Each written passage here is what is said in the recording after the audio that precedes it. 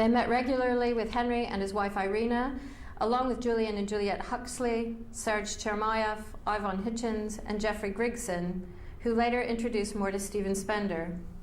Ideas were also exchanged with other Hampstead immigrants, notably Naum Gabo and Piet Mondrian.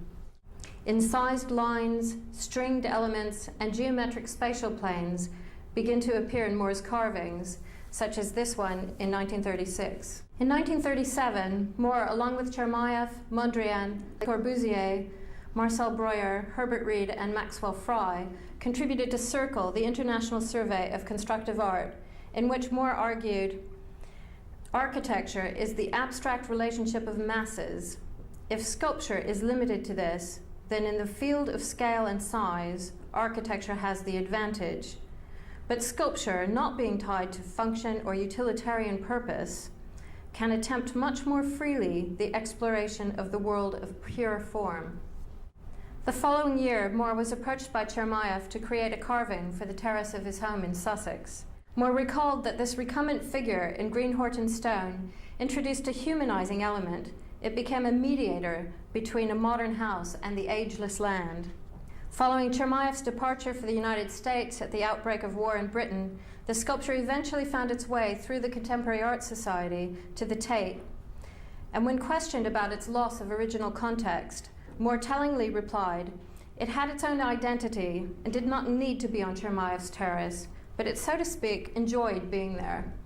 Despite the stimulating atmosphere, More was increasingly dismayed by the desire architects had for sculpture to fill a space that he thinks is too empty.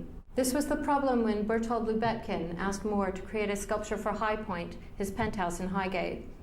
More refused to consider the project a commission, stating he was doing it for himself, and if Lubetkin liked it, he could have it. More then created a maquette, but the two could not agree on the site, Lubetkin wanting it in an alcove 8 feet from the ground, and More insisting it had to be at eye level. Unrelenting, More used the maquette as the basis for an Elmwood carving, the reclining figure of 1938, now in the collection of the Detroit Institute of Arts, leaving Lubetkin without anything. Some of the creativity of the period can be seen in More's drawings, reflecting the influence of both the Surrealists and the Constructivists. This one, compositions are divided into grids where spatial planes and structures emerge. More inscribed this 1937 sketch, Drawings for Gropius, followed by a listing of geometric shapes. And more Surrealist drawings are inscribed, Make some drawings from architecture and wonders of the past and turn them into figures.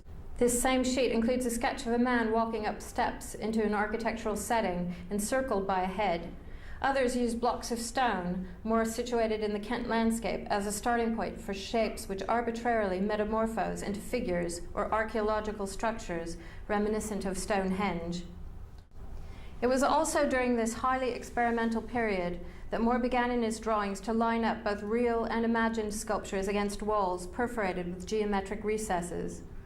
Reflecting the anxiety of the late 1930s as war was imminent, the architectural scenes are at once confining and yield no clue as to the seemingly arbitrary scale of the imprisoned objects. Often referred to as uncanny, there is an unsettling quality in that we encounter objects that are somehow familiar and yet remain unknown, at once engaging and disturbing. This is partially the result of intermingling sculptures that are recognizable as ones More has created, alongside others that have never been made. The geometric structures reappear in More's post-war sculpture, including walled elements such as this one, Girl Seated Against Square Wall of 1957. More's shelter drawings depicting reclining figures in the tunnels of the London Underground during the Blitz are well known, but he also juxtaposed figures with the Underground in an architectural setting in other ways to convey the claustrophobic environment and anxious state of mind amid the calamity in which a quarter of this capital city was left in ruin. And this is just a few of the shelter drawings showing the architectural setting of the Underground apart from the tunnel drawings, which are quite well known. Shifting his approach to that of more fully integrating sculpture and architecture, in 1952, More gave a paper at the UNESCO International Conference of Artists, in which he stated, "Collaboration should begin when a building was first conceived, since placing a piece of sculpture could radically alter the design as a whole. Such an integral connection characterized the great epics of art. This is his time-life screen, which is on Bond Street in London, which dates from the same year as the conference. Initially relieved that modern architects were increasingly absorbed by functionalism and were leaving out all unnecessary details of their buildings, it freed the modern sculptor from being just a decorator. More paradoxically, also strongly felt that the artist should have a pivotal role to play in the post-war rebuilding of society. With the Austrian architect Michael Rosenauer, however, Moore found someone willing to incorporate sculpture within the design of the building itself. The sculptural element became an integral part of the architectural concept, not merely an embellishment. Moore wrote to Rosenauer, "My aim was to give a rhythm to the spacing and sizes of the sculptural motifs, which should be in harmony with your architecture, so that the sculpture could really have some proper relationship to the building. For it seems to me that a portrayal of some pictorial scene in that position would have no connection with the building and would only seem like hanging up a stone picture." Moore broke free from the limitations of relief carving by creating a screen pierced by light from both sides, as it would not only be seen from Bond Street, but from a terrace on the other side. The organic forms were initially meant to rotate, but having 10-foot-high stone blocks pivoting above shoppers on Bond Street proved to be an unwelcome safety issue. Moore originally carved the screen on scaffolding at Perry Green. This is outside his top studio with his home Hoglands behind, and he felt it looked better there in daylight than it ultimately did in position high above the ground on Bond Street in shadow. Years later, he even offered to buy the sculpture back.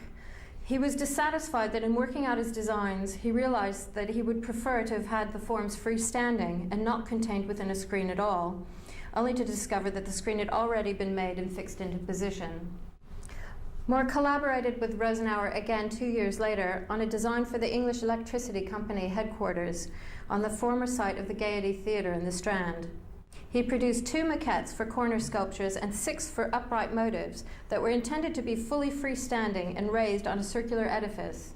Moore had originally conceived of the upright motive idea when considering a project for the courtyard of the Olivetti offices in Milan, but abandoned the idea when he realized the site would be cluttered with parked cars. Still on his mind, he returned to this concept as a way of combining both organic and industrial elements with a vertical thrust. With plaster casts of screws, nails, metal files, and other tools, as well as biomorphic forms emerging from the surfaces, they reconcile natural forms with those of architecture and technology.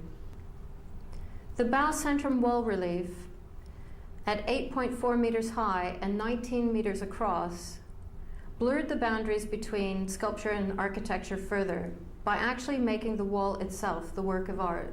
Here, Moore combines the biomorphic and industrial motifs from the upright motive series into forms seemingly emerging from the brick structure.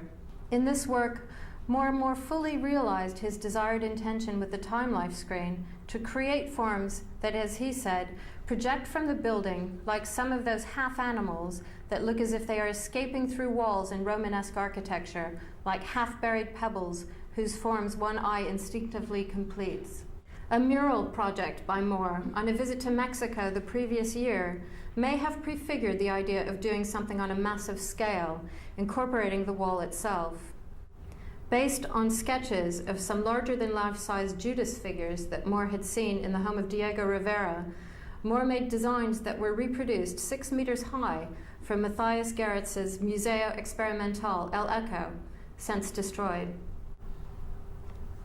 The idea of working in brick likely germinated from the same trip when Moore, accompanied by Gerritz, was taken to visit the brickmaking district in Mexico City.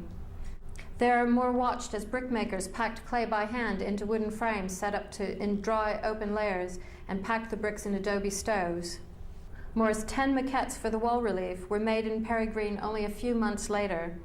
The final work is distinguished not only in scale, but also in the innovative use of both short and long bricks, coupled with patterns made from bricks used end-on. The architect for the extension of Rotterdam's bow centrum, J.W.C. Box, was also working with Gabo at the same time on an outdoor sculpture for his Bijencourt department store and gave Moore free rein and the best bricklayers available to carry out his designs. And the work was really pivotal in Moore's thinking on a large scale and to achieve equilibrium between sculpture and architecture. Moore once famously stated, "I would rather have a piece of sculpture put in landscape, almost any landscape, than in or on the most beautiful building I know."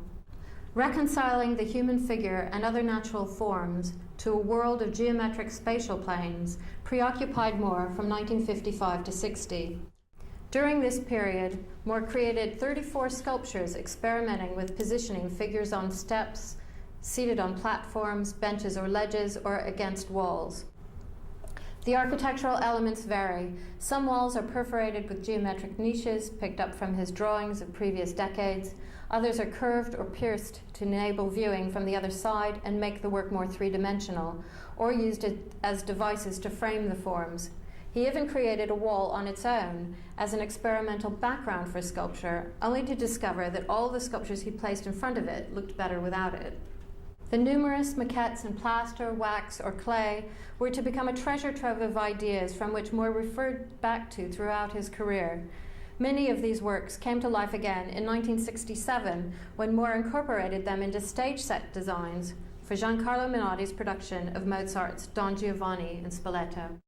And here's a scene from Don Giovanni, and you can see Moore's Don Giovanni, это опера. Goslar Warrior in the background, and a time-life screen sort of multiplied going across the stage. The initial impetus for all these sculptural experiments was a commission in May 1955 for the UNESCO headquarters being built in Paris by Marcel Breuer, Pierre Luigi Nervi, and Bernard Zerfus.